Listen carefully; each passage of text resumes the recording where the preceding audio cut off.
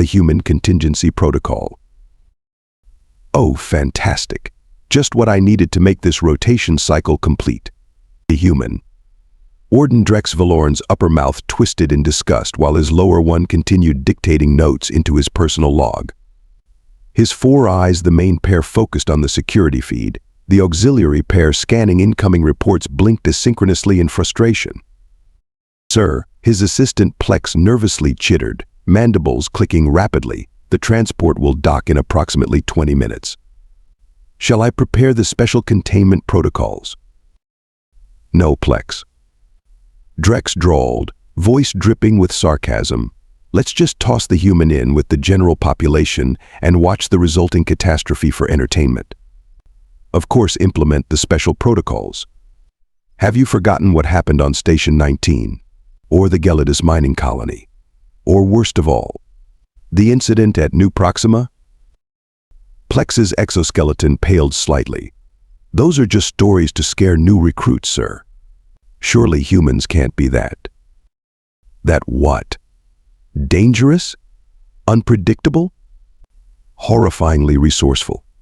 Drex slammed all four of his hands onto his desk, sending holographic displays flickering. "Listen carefully, because I'm only going to explain this once. Humans don't make sense. They're soft-bodied paradoxes with no natural defenses, yet somehow they've spread across 3 galactic sectors in less than 2 centuries. They're individually weak but collectively unstoppable." Drex pulled up the prisoner file, displaying a remarkably unremarkable bipedal creature. Average height, average build, no visible augmentations or weapons embedded in its flesh. The data strip identified it as James Blackwood, male, age 34, occupation, ship's cook. "See this? Ship's cook. Hey, that's what they always say. Last human who claimed to be just a botanist managed to turn our own security systems against us using nothing but a food synthesizer and what I'm pretty sure was a children's toy." Drex's lower arms gestured wildly, while his upper pair continued manipulating the security protocols. "From now on, every human is treated as a high-ranking military officer, regardless of what they claim. Full grade 7 containment, constant surveillance, no contact with other prisoners, and for the love of the celestial void, no access to anything even remotely resembling technology." "But sir, the Galactic Sentient Rights Accord specifically prohibits." "The Accord makes exceptions for high security risks, which all humans are automatically classified as, according to Directive 1123X. This isn't prejudice, Plex, it's survival." Drex's voice lowered ominously. "You weren't here when we had our last human prisoner. 6 dead guards, a stolen cruiser, and somehow I still don't understand how all of our security drones reprogram to perform elaborate dance routines whenever an alarm is triggered." Plex's antennae drooped in submission. "I'll prepare the officer class containment unit immediately, sir. And double-check the quantum locks. They can smell weakness, I swear it." Drex turned back to the security feed, watching the approaching transport vessel with all 4 eyes narrowed in suspicion. "Just a cook. Right. And I'm just a simple gardener with a fondness for prison architecture." The prison transport's doors hissed open with a theatrical puff of decontamination vapor. 12 armed guards stood in formation, power restraints humming, nervous sweat beading on various appendages. In the silence that followed, a single pair of footsteps echoed through the docking bay. "This seems excessive," said the human, scratching his stubbled chin with his cuffed hands. James Blackwood stood 5'10", with disheveled brown hair and the slight paunch of someone who sampled his own cooking too frequently. "I was arrested for an expired visa and cooking without a proper xenogastronomy license. I'm not exactly a war criminal." Captain Mrieg, head of security, kept all 8 appendages on her weapons. "Prisoner will remain silent during transfer. Any attempt to deploy psychological warfare will result in immediate neurostunning." "Psychological what now?" James asked, genuinely confused. "Look, there's been a mistake. I'm just a cook on a merchant vessel." Half the charges are bureaucratic nonsense because my captain refused to bribe the port authorities on Talix Prime. Silence. Bellowed Mrieg, her dorsal spines flaring in agitation.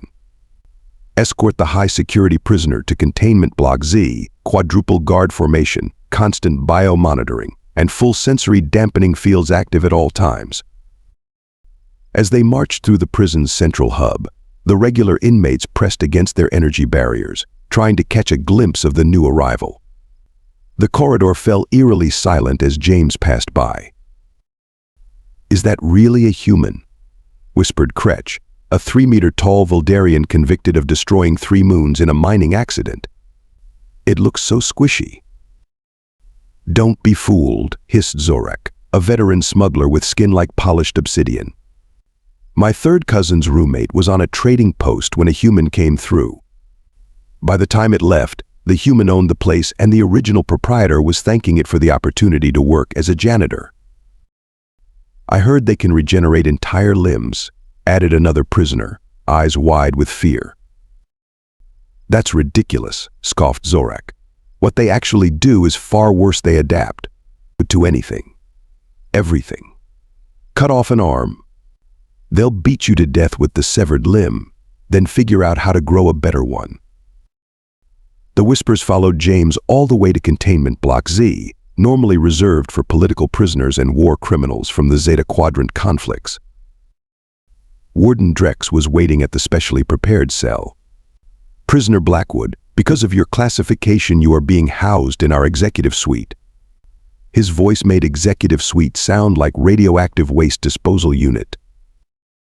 The cell, while isolated, was surprisingly comfortable, complete with gravity calibrated to Earth standard, temperature controls, and what appeared to be an extensive library of entertainment options.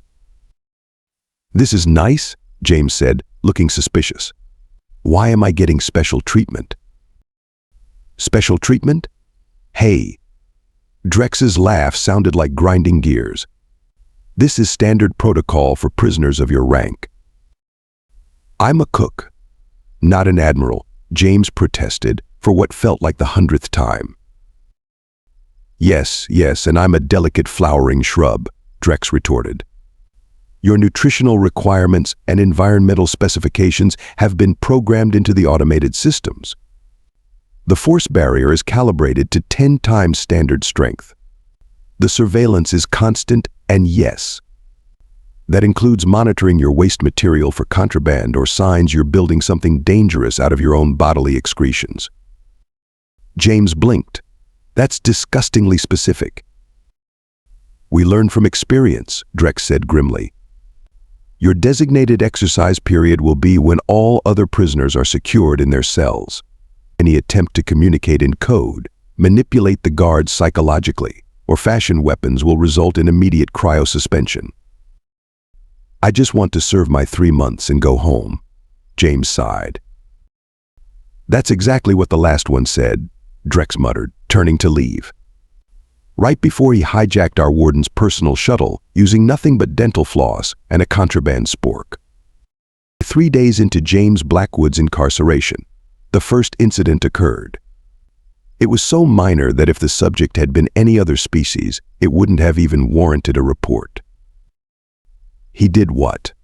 Warden Drex's voice rose to a pitch that made the translator struggle to interpret. "Lieutenant Vax, the unfortunate bearer of bad news, tried to shrink into his exoskeleton. He adjusted the ambient temperature in his cell, sir." "That's impossible. Prisoner environmental controls are locked down tighter than a Cravaxian vault beetle's hindquarters. Only senior staff have override access." "Yes, sir. That's why I brought it to your attention." Drex stormed to the surveillance room, demanding playback of the human's activities. The footage showed nothing alarming, just James lying on his bunk, occasionally shifting position, then finally getting up, stretching, and approaching the environmental control panel. "See? He's just staring at it." "He can't possibly." Drex's words died as James casually tapped a series of seemingly random points on the panel, which then chirped pleasantly and displayed a new temperature setting. "How in the 7 nebulas did he do that?" Drex whispered, a cold dread creeping up his spine. That system requires biometric authentication. Perhaps it malfunctioned, sir, suggested Vax. Systems don't malfunction specifically to accommodate humans. Drex slammed his upper fists on the console. They manipulate them, somehow. Drex's mind flashed back to prisoner 1123, the so-called electrical engineer who had claimed to be wrongfully arrested for a bar fight.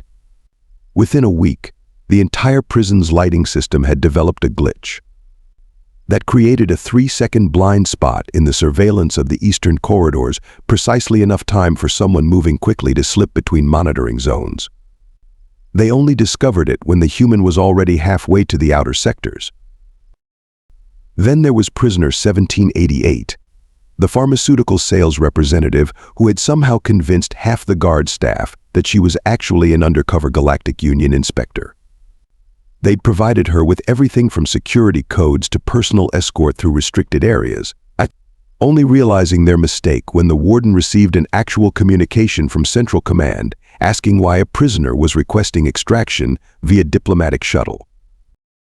Sir, Vax interrupted his spiraling thoughts.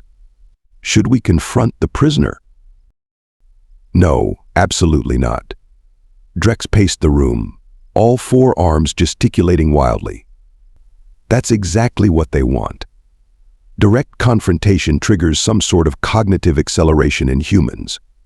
They perform even better under pressure. Then what should we do? Set the environmental controls. Replace the panel with a dummy that isn't connected to anything. In fact, replace everything in his cell with non-functional replicas. But sir, that would be a clear violation of the... I don't care if it violates the Sentient Rights Accord, the Galactic Constitution, and your grandmother's birthday wishes. This is how it starts. First, they control the temperature. Next, they're controlling the entire security grid and walking out the front door while our systems play triumphant music from their primitive space operas. That night, Drex sat in his quarters, reviewing security footage of James Blackwood sleeping peacefully in his cell. The human looked so harmless.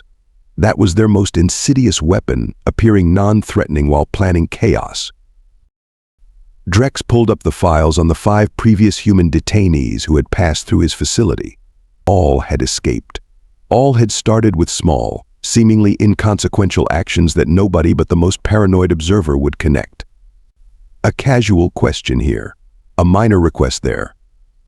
Imperceptible manipulations of their environment and their captors that snowballed until suddenly they were gone, leaving confusion and often inexplicable property damage in their wake. Not this time, Drex muttered, adding a 6th layer of encryption to James's door locks. In computer, implement protocol Terran containment alpha. Authorization Drex 99 Echo 7. Warning, the system responded. Protocol Terran containment alpha exceeds recommended security parameters and may result in system instability. That's a risk I'm willing to take, Drex growled. Better an unstable system than a missing human. As the computer processed his request, Drex didn't notice the tiny fluctuation in the power grid as somewhere in the prison, a certain human cook smiled in his sleep. This emergency session of the Galactic Detention Administrative Council is now in session, announced High Administrator Loom Paradex, her crystalline form shimmering with stress fractures. Warden Drex Valorn has requested immediate consultation regarding Containment Facility 12's current human detainee. The circular chamber housed representatives from 17 different prison systems across the sector. Some attended physically, others as holographic projections, but all wore the same expression of grim concern. Another human. So soon after the Arcturus incident? Groaned Superintendent Bazik, his gelatinous body bubbling with anxiety. I'm still filling out the paperwork from that disaster. Can we not simply refuse to accept human prisoners? Suggested Warden Cleeks of the Regellian Detention Complex. Redirect them to specialized facilities? We tried that, replied Director Nuvara, absently stroking the scar that ran from her left eye stalk to her breathing apparatus. Remember the specialized human containment station in the Proxima sector? The humans escaped, then repurposed it as a trading outpost. It now serves something called authentic Chicago-style pizza to half the quadrant. Drex cleared his throat. If I may, esteemed colleagues, I've compiled data from the last 27 human escape incidents across our combined facilities. He projected a holographic display into the center of the room. There is no discernible pattern. Each escape utilized different methods, exploited different weaknesses, and occurred under different security protocols. That's impossible, objected Administrator Paradex. There must be commonalities. The only commonality is the lack of commonality, insisted Drex. Human designated as botanist created explosive compounds from nutritional supplements.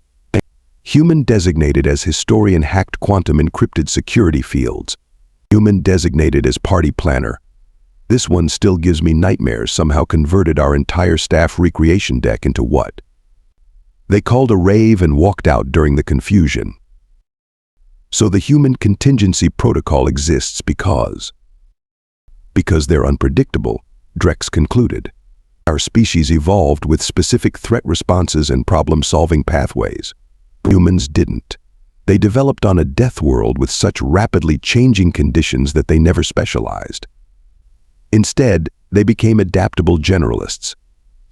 Administrator Paradex's crystalline form clinked nervously.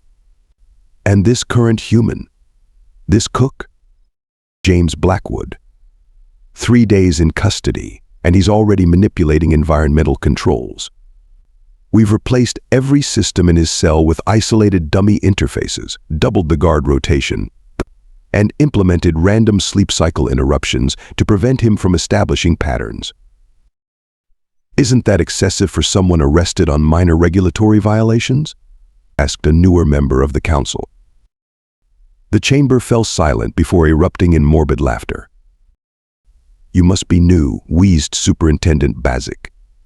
The last human we had with minor regulatory violations left with 3 of our ships, a senior officer's retirement fund, and somehow the deed to my vacation property on Centauri Prime.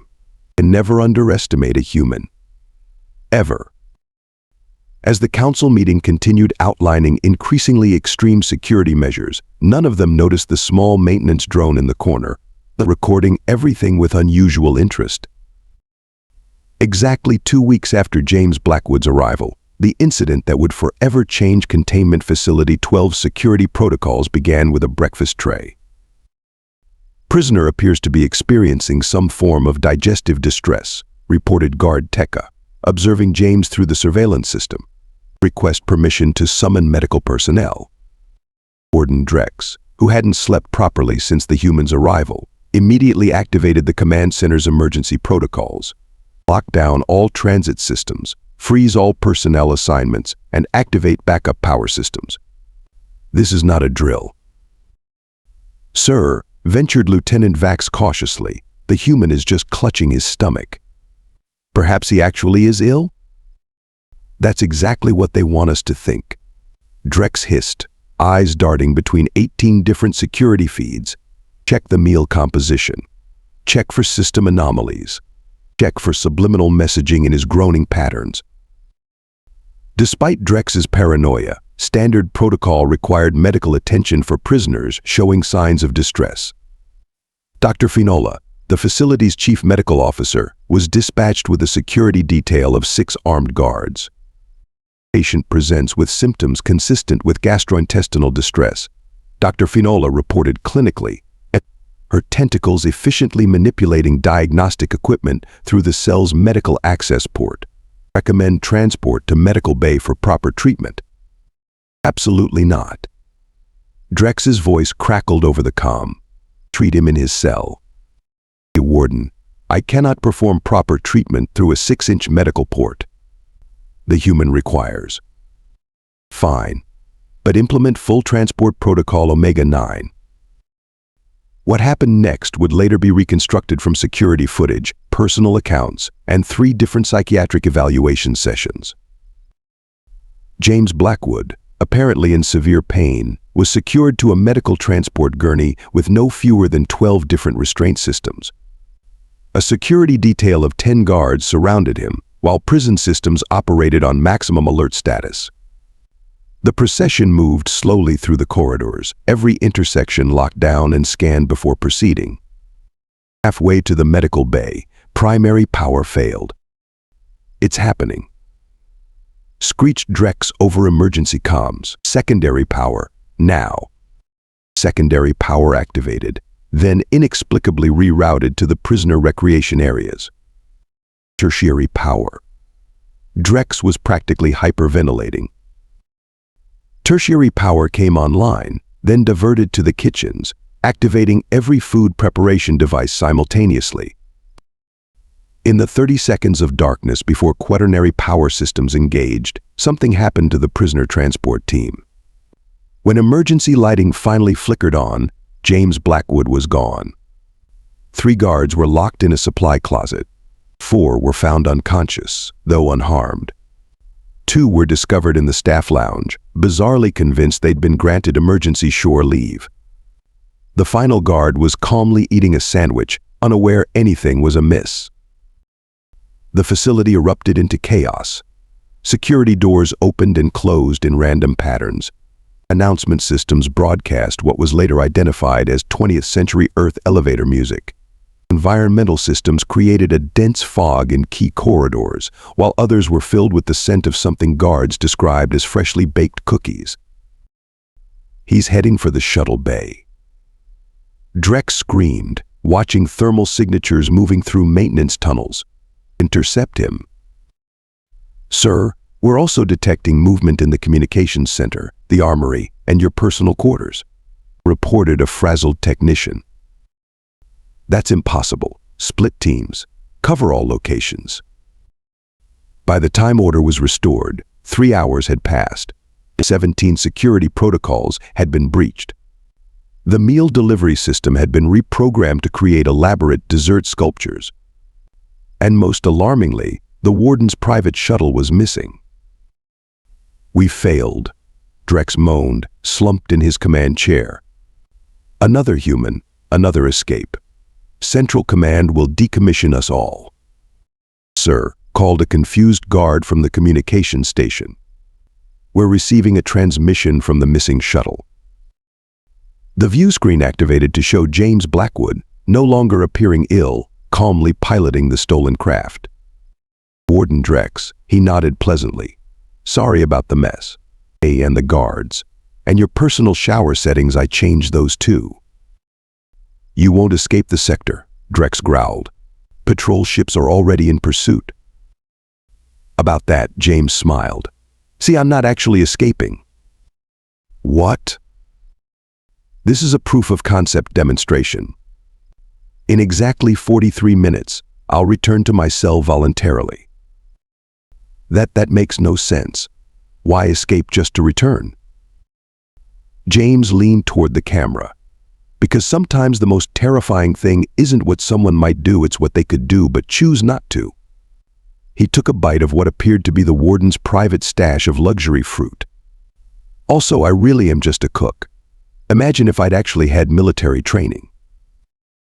As promised, 43 minutes later, James Blackwood docked the shuttle and walked himself back to his cell, whistling a jaunty tune as security personnel tracked his every move, too stunned to intervene. When he reached his cell, he turned to the nearest camera and winked. "By the way, the temperature controls are still too warm. Mind fixing that?" 3 days after the demonstration incident, a special envoy from Galactic Central Command arrived at Containment Facility 12. Ambassador Trellnox, a tall, elegant being with silvery skin and eyes that had witnessed the rise and fall of civilizations, requested a private audience with both Warden Drex and prisoner Blackwood. "This is highly irregular," Drex protested, even as he escorted the ambassador to the facility's conference room. "The prisoner is a security risk of the highest order." "That," said Ambassador Knox with a thin smile, "is precisely what we need to discuss." When James Blackwood was brought in still under heavy guard, Despite the ambassador's request for privacy, Knox dismissed the security detail with a wave of his elongated fingers. "But Ambassador, the protocols clearly state," Drex began. "I am quite aware of the Human Contingency Protocol, Warden. In fact, I helped draft it." The ambassador gestured again, more firmly. "Leave us." Once they were alone, Ambassador Knox activated a privacy field and turned to James with a sigh that seemed to carry the weariness of centuries. "Mr. Blackwood, I apologize for your treatment here. It appears our protocols have created something of a self-fulfilling prophecy." "You mean to treat every human like they're a Special Forces commando thing?" James asked, helping himself to refreshments laid out on the table. "Yeah, that was confusing at first. Then it got amusing. Now it's just sad. What the Warden and indeed most of the Galactic Union doesn't understand," Knox explained, "is that humans are not exceptionally dangerous because you're all secretly military operatives. You're dangerous because you're ordinary. I've been saying I'm just a cook for weeks." "Precisely. And that's the revelation that most species find difficult to accept." Knox leaned forward. "In most civilized species, specialized training is required for what humans consider basic adaptability. Our military elites train for decades to develop problem-solving skills that human children develop naturally through play." James snorted. "So every human gets treated like an officer because your average civilian possesses the adaptive capability, creativity, and persistence that would qualify as special operations material in most other species." The ambassador's expression turned rueful. After the 7th prison break by a human claiming to be just a merchant, or just a student, or just a cook. Yes, after the pattern became clear, Central Command implemented the protocol. It was simpler to treat all humans as high-ranking officers than to explain to prison wardens across the galaxy that a human janitor is potentially more dangerous than a klaxon war chief. James leaned back in his chair, laughing. "So that's the big secret? You're all secretly terrified of regular humans just being human?" "Indeed. And your little demonstration has just confirmed the necessity of the protocol." Ambassador Knox stood, deactivating the privacy field. "Warden, you may return. Mr. Blackwood will be transferred to a diplomatic detention center to complete his sentence." As Drex entered, visibly relieved that the human was leaving his facility, Ambassador Knox added, "Oh, and congratulations are in order. Mr. Blackwood, you've been officially designated as a Class A security consultant. The Galactic Union would like to offer you a position upon completion of your sentence." "Doing what exactly?" James asked suspiciously. "Testing prison security, of course," Knox replied with the first genuine smile of the meeting. "After all, who better to find the flaws in our systems than someone who is just a cook?"